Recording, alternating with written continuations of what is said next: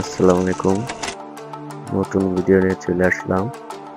দেখতে পাচ্ছেন একটি হাইব্রিড ইনভার্টার। এটা হচ্ছে 1500 দিয়ে 24 ভোল্ট ইনভার্টার।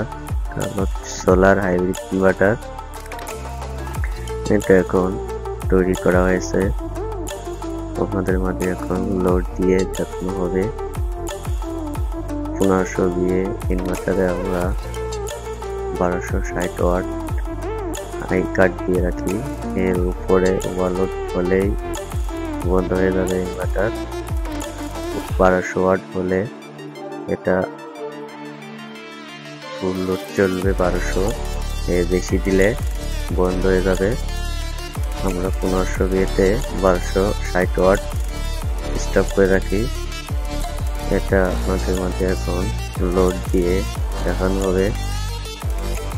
দেখতে থাকুন ভিতরে ওয়ারিং গুলো এবং বাইরে ওয়ারিং গুলো অনেক সুন্দর করে তৈরি আমরা ডিসপ্লেতে এখন ব্যাটারি ভোল্টেজ 25.1 ভোল্ট এখন আমাদের লোড দিয়ে দেখানো হবে।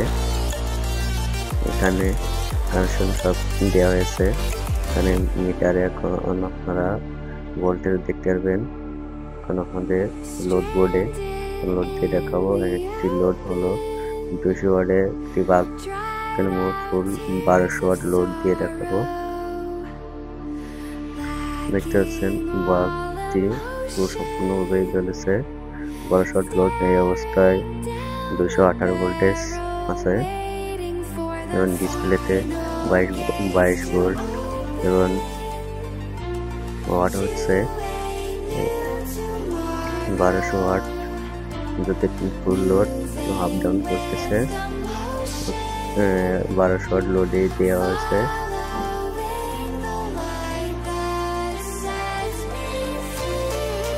দেখুন আউটপুট 218 ভোল্টেজ এবং ওয়াট হচ্ছে 1200 ওয়াট। মানে মিটারে দেখুন আউটপুট ভোল্টেজ 218-17 এবং বাইরে ওয়ারিংগুলো অনেক সুন্দর করে তৈরি করা হয়। ট্রান্সফরমার পুরো 1500 দিয়ে 24 ভোল্ট।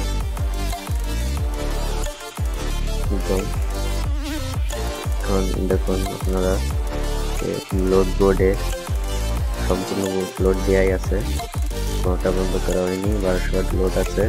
এই অবস্থায় যদি ওভারলোড দিয়ে দেখাই তাহলে একটি ওভারলোড দিতে হবে, তাহলে ওভারলোড দেখাবে। দেখুন একটি ওভারলোড দিয়ে দেবো।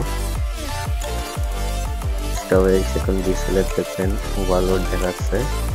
যেহেতু আমরা 1200 ওয়াটে স্টপ করে রেখেছি, এর বেশি হলেই স্টপ করে দেবে মেশিন, আর ভোল্টেজ দেবে না, বন্ধ হয়ে যাবে।